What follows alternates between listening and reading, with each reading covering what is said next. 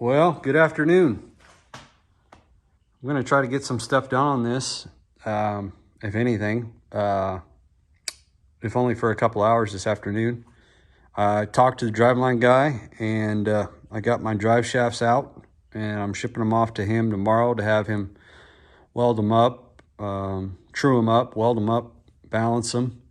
And I've got specs for the rear drive shaft sent to him. He's going to build me a rear drive shaft. So I think what I'm going to do now is pull this front axle out and finish working on it. I've got, and I probably didn't cover this on video, I've got a truss fabricated and put up on here. I've got my upper link mounts just tacked in, so I want to weld those up.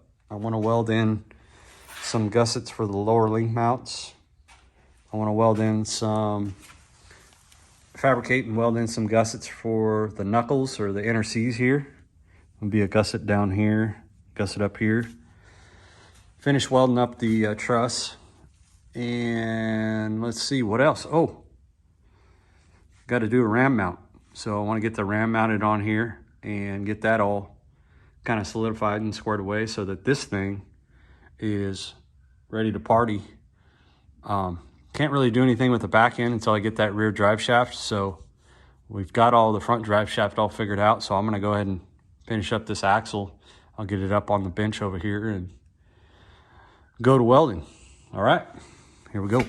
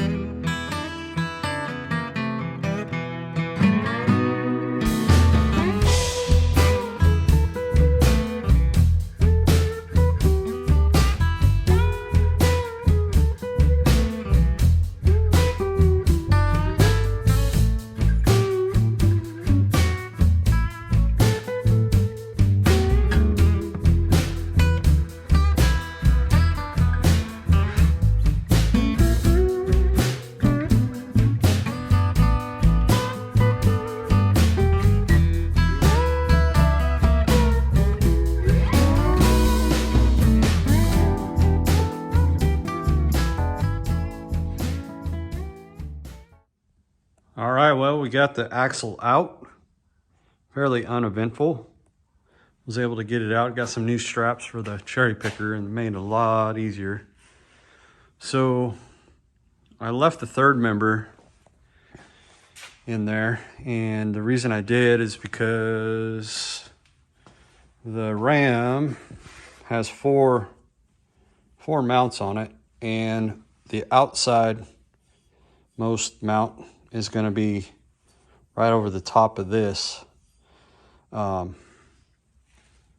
of right in there. But I was thinking I might be able to French it into the front of this, and I want to make sure I have enough clearance. I've got the ring, I mean, obviously the ring gear's right there, so I want to see what kind of clearance I might have to do that with. Might get tricky and do that, or I might keep it simple and just put 3 on there. I've got three on this one, and although this buggy's not real high speed, it seems to work just fine. So yeah, so glad to have that done and up here and out of the way. Now I can go back to work on this and see about mounting the ram. Leave the knuckles all there, and here we go. All right, well, tight quarters in here. I haven't moved the buggy out. Obviously I can't move it out. Well, I could, I guess, but it's dark outside. It's later in the evening. But so what I'm doing here is I've got a laser set up, and it's set up to be right in the middle of the high steer arms where the bolt locations are for the or the steering links. And I'm going to mark the front of this truss so that I can locate the height on the ram and start laying out the ram clamp attachments for it. All right, well, I was looking back at this.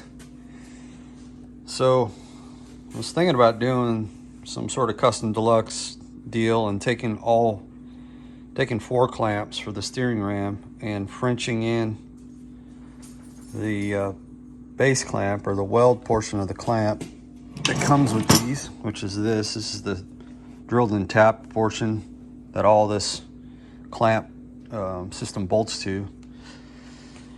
If I were to put a 4th one on here, it would land somewhere right here, and I'd have to cut and French it into here.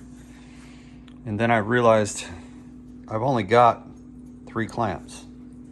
These clamps are sold in pairs, and I bought a pair, and then I had one left over from when I did that one, because that one's got an odd number of clamps on it. So I'm considering just using 3 on this and not spending the money and buying another clamp, because honestly I don't think I need it. And then I'm going to probably weld up some sort of a system here that captures each end of the ram. Just kind of puts a plate here. I've seen guys been doing that. It's kind of a really neat idea. So I might do that. So I don't need that 3rd or that 4th clamp, and I don't need to worry about taking the time to French it in right here. So that's sort of what I decided to do. So I don't need to have this 3rd member in here anymore. So first thing I'm going to do is get that 3rd member taken out. And then I drew this line on here. This is this horizontal line that lines up with the center of the bolt on each knuckle. So that's my my layout for the height of the ram. And once I get the 3rd member out, I can roll this back so it's horizontal, which will make it a hell of a lot easier to get this on there and lined up. And we'll start tack welding stuff in, and we'll go from there. All right, here we go.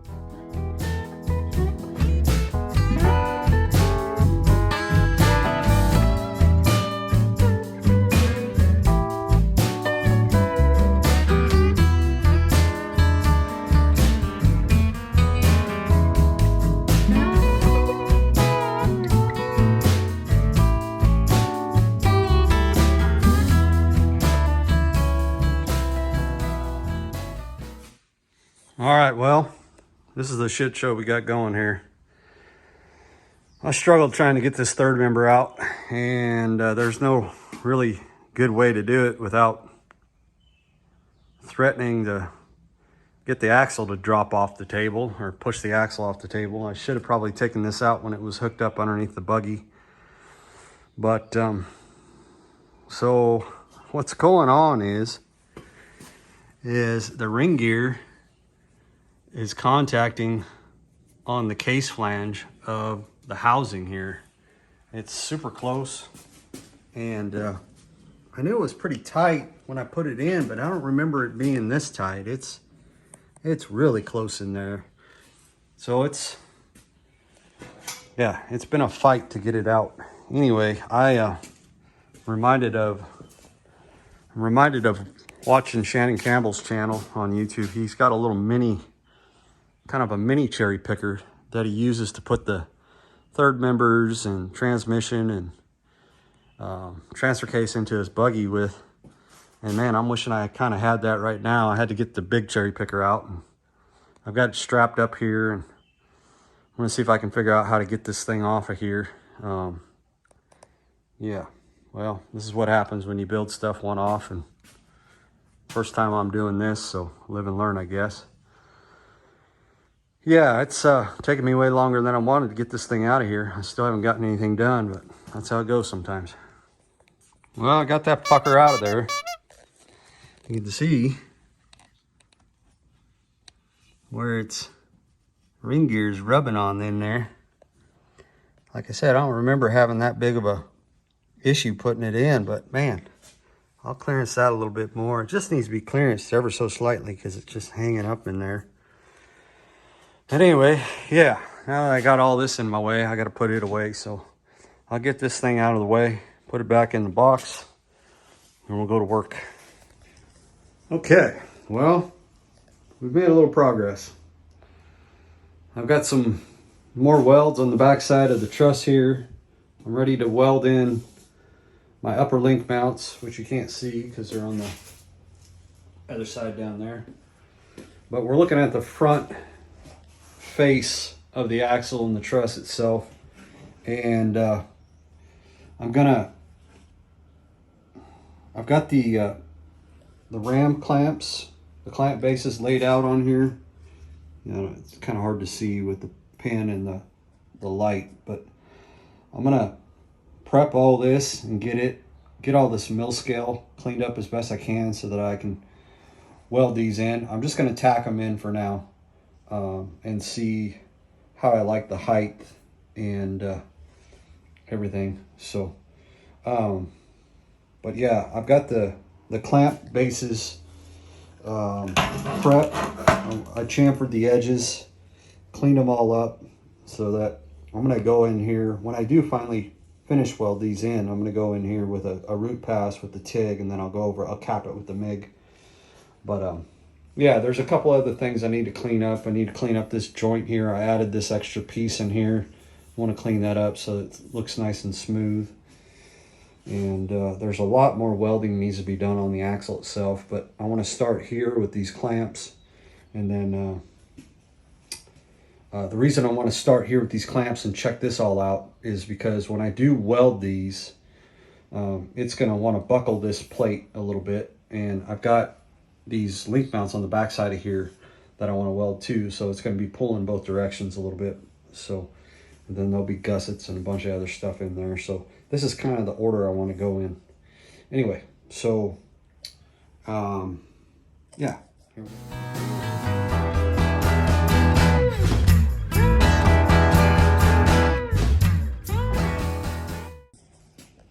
All right, so I got this thing just tacked on there.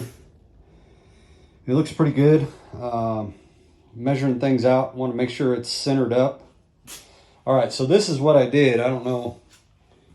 These blocks measure 5 inches in width, and I took a Sharpie and just Sharpied about in the middle there, and then I just marked it kind of like you would blue dye or blue chem for machining. I think that's what it's called. What's that stuff called?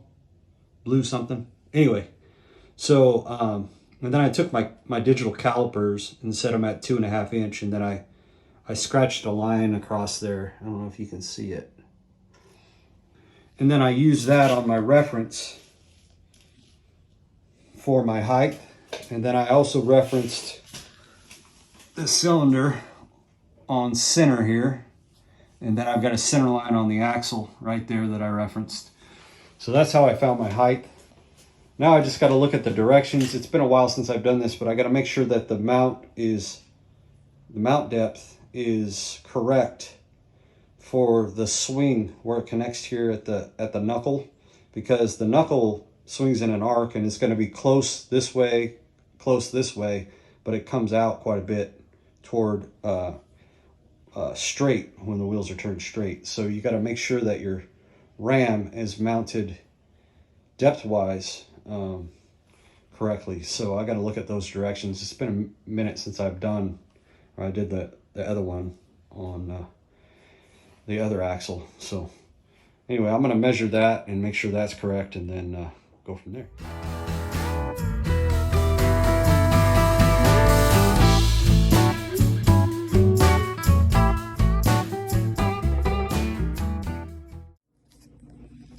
All right, so I pulled up these directions on PSC's website. This is what I'm talking about. So we have axle center line, which would be your 0 reference. Then we have your steering arm, which this hole, this black represents the greatest distance away from axle center line. So steering arm is going straight out, perpendicular to the axle. That would be, in theory, when your tires are tracking straight. And then your shortest distance from axle center line is when the wheels are at full lock in one direction or the other. So what they say for mounting a ram is that you should split the difference with the location of the center line of the ram in relation to the center line of the axle. So, all right, so I double checked these measurements, and we're going to say this one is 5. This one is indeed 4. So you add those two up, you get 9. And then divide by 2 is 4.5. So my ram distance is just about right on the money. I had 4.25 before for this shortest distance, but I didn't have the steering wheel or the steering at full lock. So I got that at full lock, and now we're good to go. I'm going to double check and make sure that the ram is level this way, and then I'll throw some more tacks in these mount blocks, and then I'll start TIG welding. All right, here we go.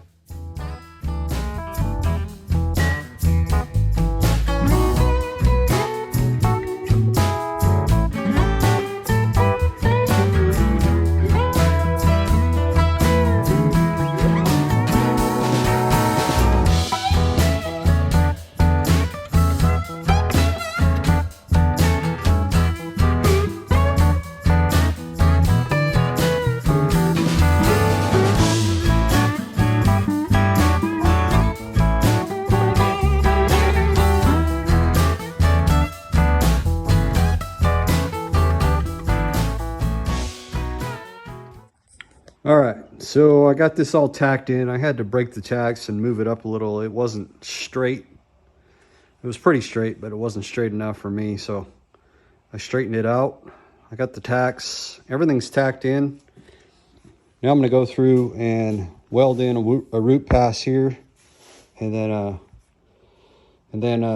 I'll cap it with MIG while it's still warm. I'll just slow the wire down and do a MIG cap over the top of the root pass, TIG root pass. And then I've got to weld in these brackets back here, and then I'm going to make some bracing that's going to go across the top of these, kind of from here to here. And yeah, it's kind of hard to picture that, but these are the upper link mounts right here. So yeah, making progress. It's amazing how long these little details take, but it's all worth it.